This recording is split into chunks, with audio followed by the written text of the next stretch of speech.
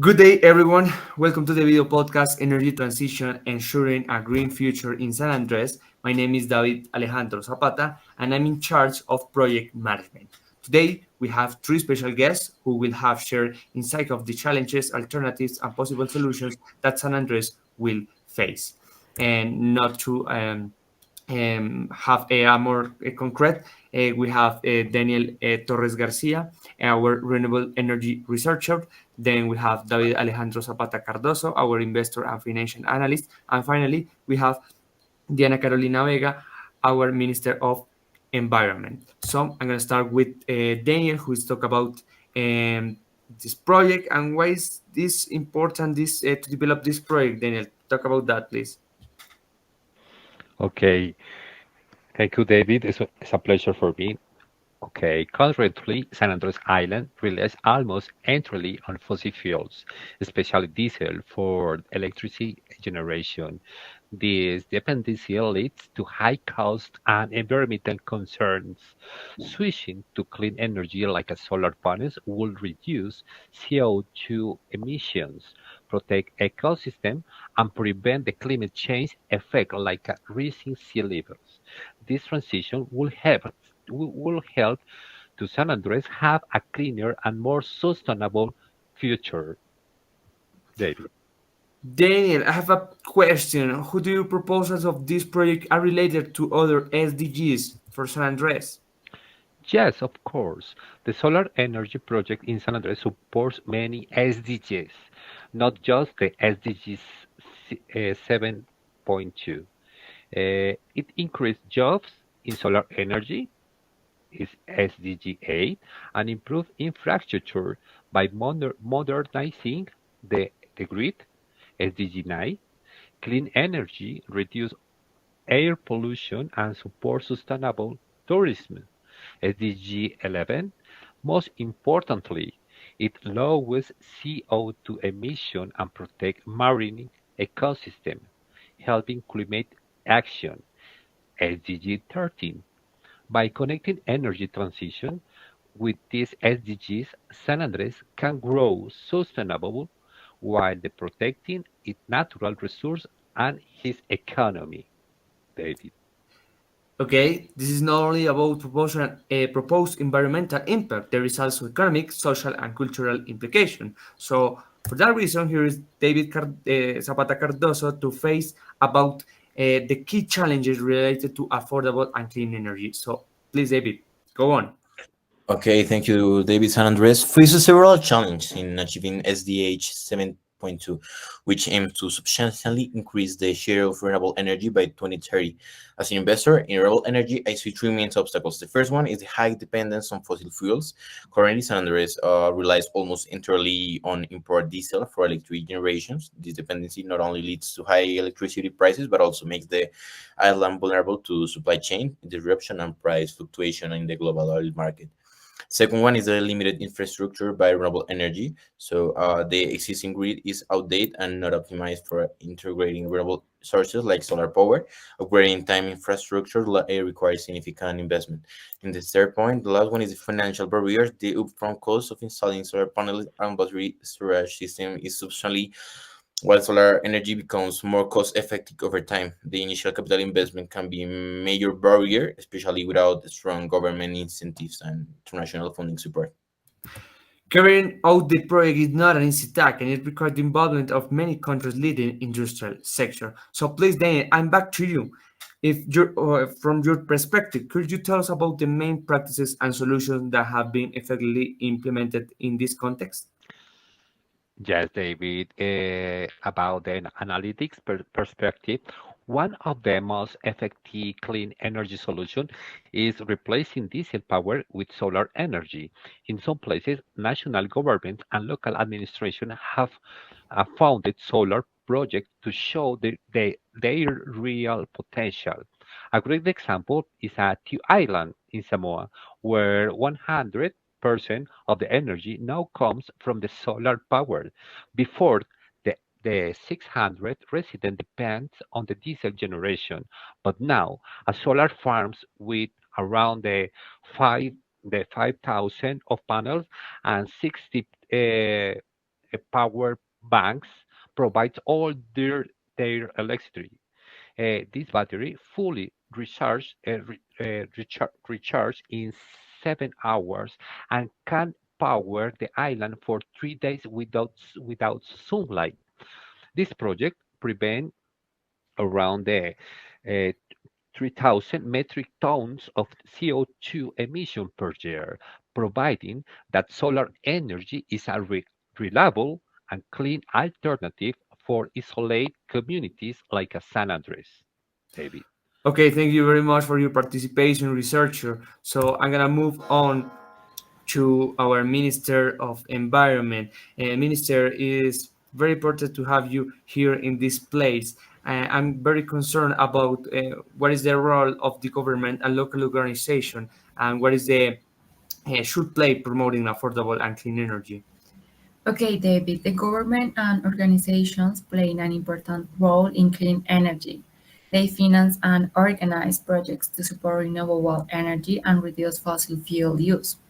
For example, in Providencia, 530 homes receive solar panels and batteries covering 50% of their needs. This reduces CO2 emissions and dependence on fossil fuels. In San Andres, the Lynn Newell Hospital created an energy community with 224 solar panels.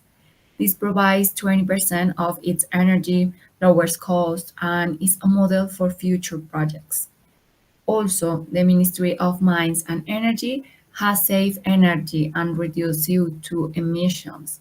They install solar systems and promote energy efficiency in homes, businesses, and public places. And these actions help Colombia move towards a clean energy future. All right, thank you very much, Minister.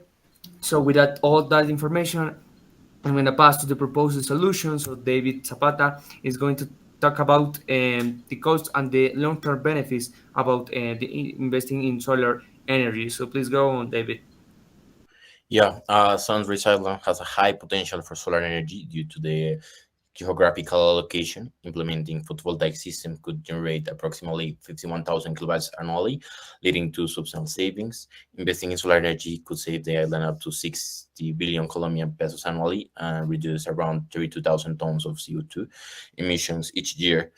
This makes solar energy financial and environment sound investment. So it's very important. Remember and try to understand the benefits. So the ROI is gonna the return of the investment. It's like for 7 to 10 years in the worst scenario. So is the best way to understand. In this graphic, because as you can see, is from 1975. Is the cost of the bat. So in 1975, uh, was like more than 100 per bat, $100 per bat, and nowadays is 0.5 per bat. So that shows us like the how in the time and change the price and help us to do it better. So now in this slide, in this graphic, you can see is the financial projection comparing the cost of electricity from diesels versus solar energy in San Andres from 2025 to 2045. So the red line represents diesel electricity costs, which are expected to increase due to the full price fluctuation and supply chain constraints, and the green line represents solar electricity costs, which are projected to decrease due to technological improvement and economics of scale. So this chart highlights the long-term financial advantage of solar energy over diesel, making it more sustainable and cost-effective option for the island. You can see like the deduction up to 50%, the VAT exemption 19% here in Colombia, and the import duty exemption like 5 to 10%. So yeah, the most important thing is here is like the help that the government give us to use these new solutions as a possible one. So as you can see here, the OPEX and the CAPEX. So the CAPEX it's expensive. To be honest, the CAPEX is expensive. But what happened? As you can see, the OPEX is very cheap, so it's cheaper than the CAPEX. And you can see, like, investors, we have to 200 to 400 per kilowatt, and battery storage 500 to $1,000 per kilowatt. But in the future, in the ROI, like you see, is 6 to 10 years, 7 to 10 years in the households. So it's an invest that is gonna be benefits and a profit to the investors. So that I want to show you that it's a possibility and an excellent way to invest. Thanks, David. This is very important for all of us. So then I'm going back to you, Minister. What do you think are the potential long-term impact of addressing affordable and clean energy, and how can these benefits be measured over the time? Well, the energy transition in San Andres will bring many long-term benefits, especially for the environment. By using solar energy, we will reduce greenhouse gas emissions and protect marine and land ecosystems. This helps to fight climate change and prevents problems such as rising sea levels and extreme weather. Renewable energy also means less dependence on fossil fuels, creating a stable and clean energy supply. Over time, as David mentioned, solar energy is cheaper and its projects create local jobs in construction, engineering, and technology. Another big benefit is ecotourism. Protecting beaches, reef, and nature keeps the tourism industry strong, which is very important for the island's economy. Moreover, with less air and water pollution, people will enjoy better health and quality of life. And through education, we can build a culture of sustainability for future generations. We can track progress with clear data. Solar projects have cut 13,100 tons of CO2, and energy efficiency programs save 20 gigawatt hour of electricity. The goal is to expand clean energy capacity to 1,500 megawatts, up from 22.4 megawatts in 2018, securing a sustainable future for San Andres. Okay, thanks all of you. And this is the most important moment of the presentation and for the video podcast, because ladies and gentlemen, the moment has arrived for us to make a real impact. We have just unbelieved and groundbreaking project, and now we need you to be part of it. Join this conversation, share your thoughts, and let your voice be heard, because this is not only about the globe, the organization, and the international organization, or about the government or the role that has in all of that. This is about all of us that could be part of the change. So, as a way to summarize, Daniel spoke about the importance of the SDGs in the project and how it is the result of studying possible solutions that have already been applied. Meanwhile, our financial analysis discussed the project's financial feasibility and the importance of attracting new investors. And finally, the Minister of Environment highlighted the government roles and how the project's long-term benefits will become evident, particularly in reducing pollution and promoting ecotourism.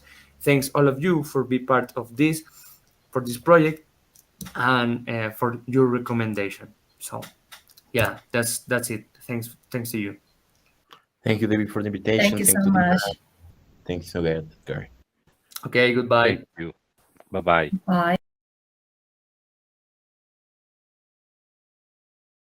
Hi, my name is Amir Vizcay. I'm a writer and I live in Cook section. But the first question, how you see the change like and alimentation or the quality of life in our community through the resource of energy? Well, it's not here plenty because we don't see like change we come to the world. We live in the thing, watch it and I feel some really compliant, some like normal, when everything that we do. So, the fluid is impact or in the environment to use music for energy production. No, sí, efficient because we know the consume. Maybe with this consuming indirect way, incluso pesa cada suppose there is a better fuel but you see it. So we know this is not change. So the question is if you want anybody will benefit or if you one will benefit the project where they got for the renewable energy in the island for the Arisan community. In my section, no. But I know more different section like Ronnie Rap, then go some panel solar for some house, we can get at least fee. When like going in the Baran, one electronic. If you know any obstacle with the rice and what do you think the rice and you got that energy resource? Well, what obstacle can be as they know, the gas right away know about that. So, they do the process fee can pass and gas to something cleaner when you use gas. They have to go around and talk to people. They might know say this function like this way, what the benefit when I get if they put on one next type of electric.